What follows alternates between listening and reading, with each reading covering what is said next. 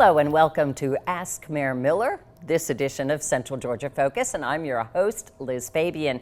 Every month we sit down with Macon-Bibb County Mayor Lester Miller and ask your questions and questions from our journalists at the Center for Collaborative Journalism. Thank you so much for joining us, Mr. Mayor. You know, as we're recording this, congressional leaders in key House and Senate committees will be going over the Ocmulgee National Park and Preserve bill. 13 WMAZ's Raymond Tubb would like to know if you think it's still possible for this to pass this year, and if not, what would you like to see on the horizon for next year? Well, I'm not worried about next year. I think we're going to be very successful this year. Get some good reports out of Washington, D.C. today from the folks that we have representing us there. So I'm very confident we're going to get something done, and it won't be long now. So I let them do their process. We've had great support on both sides of the aisle, and I think we're finally going to get to the end of the tunnel right now. So we're very excited about it. And, I think with the new change in leadership in Washington, D.C., I think they're trying to get things off the calendar, which helps our park situation. So I'm very excited about what may happen very soon. And of course, if it does happen by the end of the year, are we going to have some sort of major celebration? Is there already something in the works, or? Well, we don't want to put the cart before the horse, but we are excited about that, and I'm sure there'll be a celebration at the appropriate time. But I think now we're just we're about to the finish line.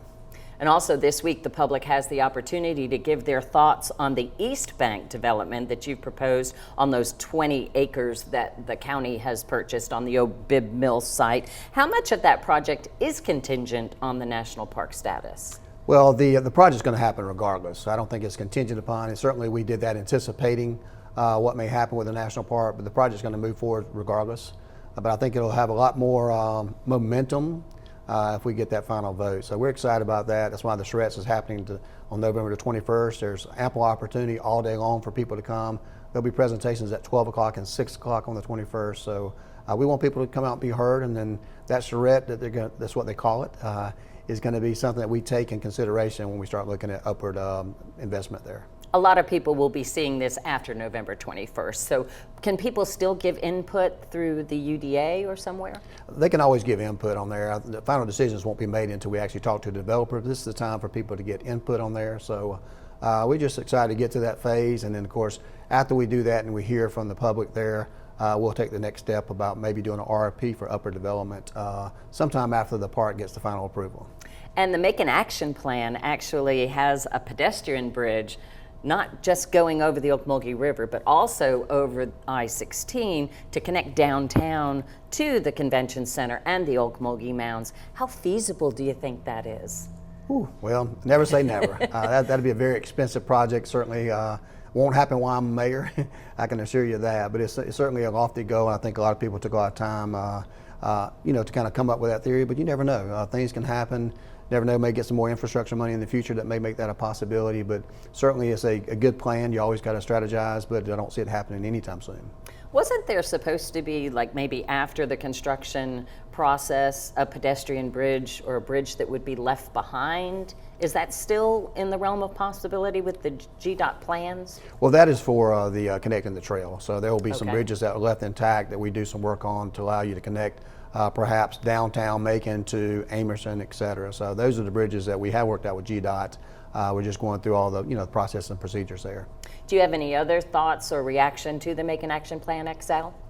Well, we've got some input there. Of course, you could have the gondolas, right? That's a great way to get across the interstate and across the Ocmulgee River. So that's not dead yet? Oh, I don't think so. People are going to be very surprised when in several years down the road when they're looking at transportation in general in the United States, and they're going to start seeing these things pop up. They're not good for everywhere, but I do think you're going to see some, and I think they're very reliable. They're a little slow now for transportation. I think that's the key part, but I think you're going to see with all that we're doing in the United States to increase our travel and as much we have going on, it's going to be a real possibility one day.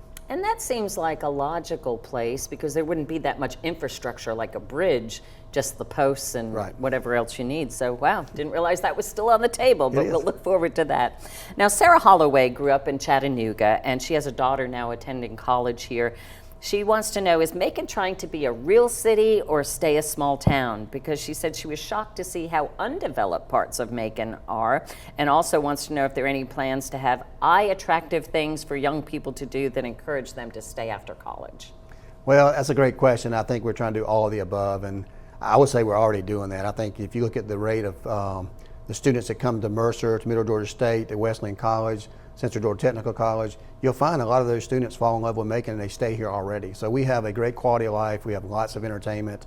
Our downtown is thriving. We're doing things nice at the mall. So I think a national park on the way. All these great things are happening, and some more that'll happen after our SPLOST next year. So I think we're already starting that process. We still want to make sure we protect, our historical significant things in Macon. We don't want to just tear everything down and burn the city down and get rid of all of our history there. So I think we're going to be very protective of the things that we need to, and we have to kind of get more modernized on some of the other things. So there'll be something for everybody and a good quality of life mainly. And just quickly before we go to break, Monica Gia moved from Jacksonville, and she saw a prior episode of Ask Mayor Miller where somebody suggested development along Rocky Creek.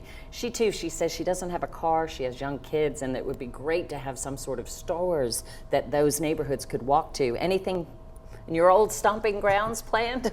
Well, I think there's a lot of housing coming to that area that they'll see, probably 400 houses coming over there. So you'll see some nice houses there. Usually when you have houses, you start attracting more, when you have rooftops, basically, you start attracting more stores and things like that. So I think there will be some of that on the horizon. It just takes a little bit of time. Where a woman was fatally injured recently after her car was hit by a train at the crossing there at Rivoli and Tucker Roads. That's a difficult intersection because the cars back up on Rivoli, and those that aren't turning onto the tracks, get backed up, and then there's not much room for cars to be there. Has there been any discussion about revamping that crossing? I think so. I think one challenge you have there is that's a connector from Tucker straight across there, which creates its own unique challenges. I try to avoid that area, especially certain times of day myself, and certainly I would not be opposed to closing that. So we'll have some conversations with the railroads. Doesn't just come up right now because of this death. It's been a conversation we've had before. Matter of fact, I brought it up, met with a group in Westland when we purchased that property there about what's going to happen with that property. And at that time, I asked them what they thought about, closing that intersection, because most of those folks live in that area there. Most of them were very excited about the possibility of that happening. And now, as this tragic incident happened there, we can see maybe that's a possibility. So I'm certainly open to have some conversations with the railroad about closing that and making it still handling the traffic congestion around that area is going to be a challenge. Or even if there was an extra lane so that, people going straight at the stop sign wouldn't get all backed up and try to push people over there. And as a matter of fact, I was going to ask you about that land that you purchased along Rivoli to Wesley and Woods Drive. Any movement on creating a passive park there? Of course, we purchased that property, but we have a lease on that property through December 31st. So we send a letter to the prospective tenants there to let them know that we're intending on taking possession of that property in January. We'll take our team over to review it and assess the situation there. Also going to have community engagement with a couple of the garden clubs and the people that live in that area that we've already met with to kind of get their taste of what they'd like to see there. It probably will be a passive park, but the main thing now we're looking to see with the condition of the house and whether we can save that or not. It would be nice if different garden clubs could landscape different parts of it and make sure that those sections are always nice. Maybe that's one way to do it without spending a lot of money. Jeff Penland of Lizella says he keeps hearing about pending road repairs like for Fulton Mill and Roger and Dixon Roads, but he doesn't see anything yet except for some recreation spending. He says he can't go in either direction when he leaves his driveway without dodging the potholes. So what are your plans? Well, tell them to take a trip down Columbus Road. The entire road there has been pretty much paved in that area as well, and parts of Fulton Mill Road. I've said this many times before, the past administration has only spent about a few $100,000 per year. We have 1,100 miles of road. We have a SPLOST coming up, and I can assure him that it's going to be a major focus in this next SPLOST to pretty much have our largest program that we've ever had in Macon to pave roads. Some of those roads he's talking about are state roads and not county roads, so we really can't do anything about those. But Goodall Mill Road, Fulton Mill Road, all those roads in Lizella that need the TLC is going to get it. I can assure him of that. We're already getting the roads list on there. Also, at the same time, he doesn't understand with state funding on some of these roads, sometimes it takes as long as a year once you even approved the paving of the road to start to finish of that. And that's not our issue, it's just a normal issue dealing with paving roads. It takes very slow pace sometimes. Now, in the realm of public safety, I know this is probably a question for the sheriff, but Michelle Brock had raised some concerns about sheriff's deputies and their weapons. Do you know what kind of training that law enforcement has when it comes to securing weapons and keeping them stored safely? Well, they have codes that they have to follow. I know Michelle Brock has sent a question to the sheriff, and he's been responding to her back and forth. I think he's already appropriately answered her questions by email because I'm on that email chain. So if you want to find out more about that, you can feel free to file an open records request, get the sheriff's response to her on that. But they have public safety officers trainings and standards they have to use, and I think a lot of her questions have been answered in that email. I certainly am not capable of answering those questions no better than the sheriff would be on that particular issue. Right. You also sponsored an ordinance recently to designate about $3.5 million from the proceeds of those school safety zone tickets for public safety. Where are your priorities for that spending? Well, we asked the sheriff for a lot of those things, but I will tell you that we have we've got a large part of it going to some cameras because people have asked for those. Our parks and recreation, we need to secure those because, as you know, we've had some damage there. We need to protect those areas. The flock cameras is another request there. The sheriff has asked for some drones, and we're considering that possibility with some drones there. A lot of it is we also are approving up to $300,000 for up to 35 crossing guards for the schools. So we're continuing our partnership with there. Technology is probably the lion's share of that, violence prevention, and also we'll be using some of those for cameras and for automobiles as well. So I think getting the sheriff's input has been important to that, and we spent a lot of money on doing that. Well, and speaking of those cameras, we have to clear some things up. And yes, we're still talking about the school zone safety cameras there. And I was misunderstanding because you had told us that the flashing lights don't have to be on for you to get a ticket, but you can only get a ticket during the school day. I was misunderstanding that it's any time. Right. So really, it's an hour before school starts, an hour before school ends, and any time during there. The flashing lights are just to let you know that it's 25 miles per hour during those entry and dismissal times. But that said, Billy Meter suggested that the 25 mile per hour speed limit stay constant all the time in the school zones and have signs saying entering school zones, speed limit 25 miles per hour, leaving 24 hours a day. Any thoughts on that? Well, first of all, the school day is defined as 1 hour before school begins until 1 hour after the last bell. That is the only time you can get a ticket. You can only get a reduced ticket for certain times of the day when the flashing lights are on. And that's the 25 mile per hour zone. But some schools, it's not necessarily 25 miles per hour. Oh, really? Whatever, some of them have whatever the that? reduction Okay. is. So whatever the light tells you to do, when the lights are on, you go that reduced speed. When the lights are not on, you can go up to 10 miles an hour or more than the speed limit. Doesn't mean you need to speed, but at the same time, it will be illegal to basically have the cameras on 24/7. We do not have that. Nobody has gotten a ticket after hours. Okay. I personally said I will pay for any ticket outside of those times, and not one person out of the 40,000 tickets we've issued has gotten a ticket after hours. Okie dokie. So one more time, let's get it straight. You can get a ticket anytime during the school day. Doesn't have to be the period of the reduced hours, but then after that 5:05 p.m. and before the 7 a.m. the next day, Cannot get a ticket. you cannot get a ticket. Unless there's an officer there who sees you going 50 miles per hour in a 30 mile per hour zone. But no tickets from the cameras from that. That's correct. Okay. You think folks have gotten that straight? No. How many Thousands of times do you times. get those Thousands questions? of times, every single day. We got 4 new cameras that'll be coming on, and I think we'll get the same questions. But there's a graphic we can put out there. We put out there multiple times that basically explains it in one quick graphic. And I know you're also closing out the American Rescue Plan Act funds. Any major last hurrahs from that money? Well, we got some things that we're doing that for now. You can only limited circumstances you can do that. I can expect Brookdale with our warming center, resource center there, we'll get some additional funds. And we've got some other things going on for public safety as well. And we're going to wrap those things up. Probably we got to do it by the end of the year. If you don't use it, you lose it. So we'll make sure all those funds get to good use and for the intended purposes. Mr. Mayor, you really weren't kidding when you said you wanted to start the year 2025 off with a bang, right? I mean, you've kind of been alluding to the demolition of the old Hilton Hotel, but now it looks like that there's been an RFP out there for that. Are you going to be the one that flips the switch at 11:59:59, December 31st, 2024? I certainly hope so. It's not too often I drop a lot of hints and they don't come true, so I usually try to forecast a little bit for folks. I'll call it our blueprint to a lot of things that we're going to do. And, we acquired this property to blow it up.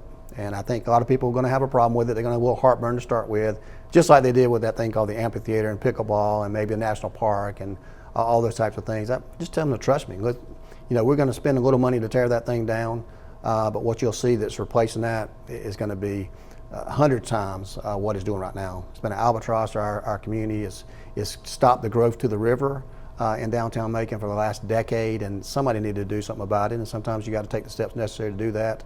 Got to have a backbone, got to have the willpower, got the political power to do so, and certainly it's going to be worth every dollar we spend to get that thing down. And people have tried to renovate it before, but it only has 7-foot ceilings, so you're kind of limited to what you can do. You can't really turn it into condos or apartments or anything like that, right? A lot of people don't realize it's not structurally sound underneath. It was not intended to be apartment complexes with refrigerators and stoves and all those things, so it couldn't support it anyway. Also, your 7-foot high ceilings, every room would have to have their own air conditioner unit. How attractive is that to be in downtown Macon for a nice hotel and have to depend on something like that to run your cooling? So heating and air is pretty much thrown out the window with that. So it's going to come down. It's going to be a great project that we're going to bring there. It's going to help that river project develop as well.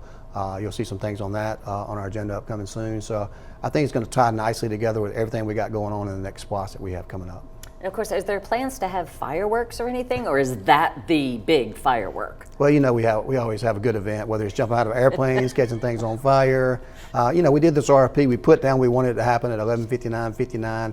We hope that the company that we select will be able to do that and accommodate that. But if it doesn't happen then, of course, we'll do it at the appropriate time. But I think it's going to be a great event. People are going to be safe. We're going to keep people away from that area through security. So, but we will have some staging events, I think, for that to happen, and everybody that wants to see it. And I'm sure all the news media will be live streaming that as well. So, any chance of it being filmed to go into a movie later? I don't think that there's anybody that's bitten yet on actually making it part of a movie. Nobody's inked it in, but I'm sure it's going to be used in the movie sometime. Okay, dokie. And you kind of alluded to it too. The Urban Development Authority recently revised its agreement with Kirby Godsey's planned Renaissance on the River for the development on Riverside Drive next to the Burger King there. Looks like the condominiums and a hotel are no longer specified, but what do you envision for that whole area along the river? Well, what I can say is getting that old Hilton, old Ramada Hotel down will help that project make. The commission will be considering that, and I suspect that they will pass that ordinance, that resolution there.